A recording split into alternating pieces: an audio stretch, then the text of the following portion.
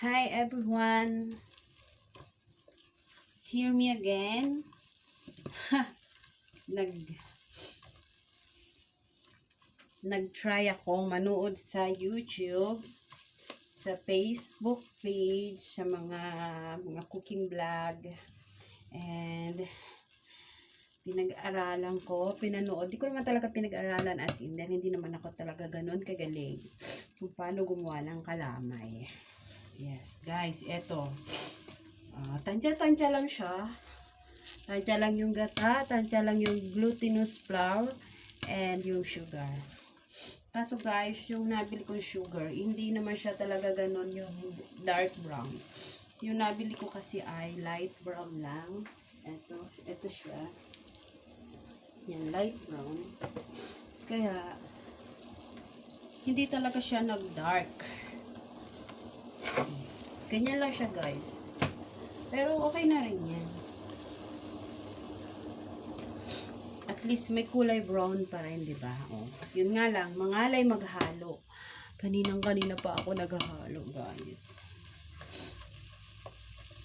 Ngayon, pinag-aaralan ko na to kung paano gumawa ng kalamay. Kalamay lang to sa amin sa Tagalog.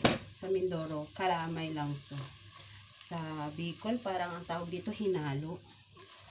Sa Quezon, sa Infanta, hinalo din ata ito dun eh. Parang kalamay hinalo. Kasi marami din gumagawa ng ganito doon at masarap din ang ano doon. Hinalo. Kalamay. Glutinous flour to. Ayan. Kasi pag umuwi ako ng Pilipinas, hindi na ako o-order. Dahil nung last time, umorder ako. Ano siya, super labnaw nung pagkakaluto and ang tabang-tabang. Sabi ko, kalamay ba to? Bakit parang water to? Parang nahihigop siya. Nakalagay sa isang maliit na ganyan, disposable na na cup, na may takip. Ang mahal guys, pero alam nyo ba yung ang niya? Parang may sabaw pa. Pwede mo ang higupin eh. Sabi ko, hindi naman ganito ine-expect kong kalamay na in-order ko sa inyo. So, bakit ganito naman? So, ayoko naman magalit. Kasi, syempre, mga inangkat lang din naman siguro nila para lang, kitain din naman ng konti. So, wala naman akong choice. Kundi bayaran na lang dahil nakipag-agreement na ako doon ng babayaran ko. So, kahit binayaran ko, hindi na rin akong kumain. Tinikman ko lang talaga. Kasi ang inaasahan ko talagang guys na kalamay. Yung katulad nito, diba? So, kahit first time ko tong gawin, alam ko na ganito yung texture pa more na gusto ko. Kasi, simula bata pa ako, ganito yung klase ng kalamay na kinagisnan ko na niluluto ng mga lolo ko, ng mga tiyuin ko, at ng mga iba pa naming mga kamag-anak na gumagawa ng mga kakanin. So, ngayon, guys, so it's my first time na itry ko to, guys. So, pag umuwi ako ng Pinas, ako nang gagawa ng sarili kong kalamay. And, mas pagagandahin ko pa. Kasi ito light brown lang siya. Light brown lang yung sugar na nabili ko. So, siguro yung dapat bilhin ko yung dark, tsaka yung muscovado. Meron ako nakita dyan sa malaking grocery store. Siguro yun para medyo maganda, para talagang kalamay na kalamay siya, yung dark na dark. Not bad. Wala naman talagang masamang mag-try, diba? Try and try until you success. Diba?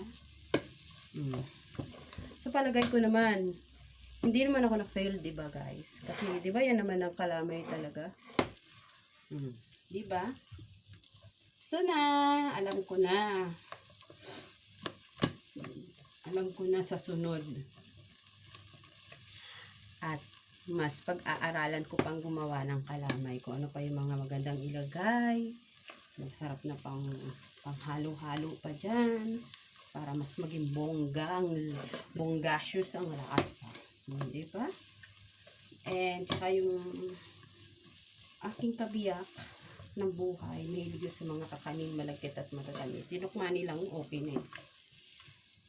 Pero hindi ako masyado sa sinukmani. Gusto ko talaga kalamay.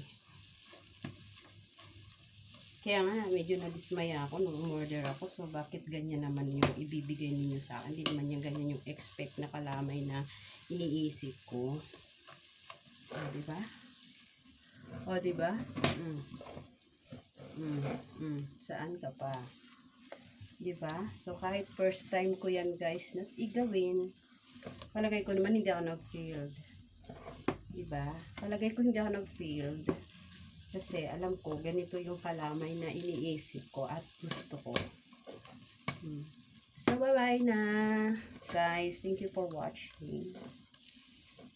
Nag-experiment ako at hindi ko pwedeng hindi i-share sa inyo kung ano yung aking in-experiment. So, eto naman, not bad, sabi nila.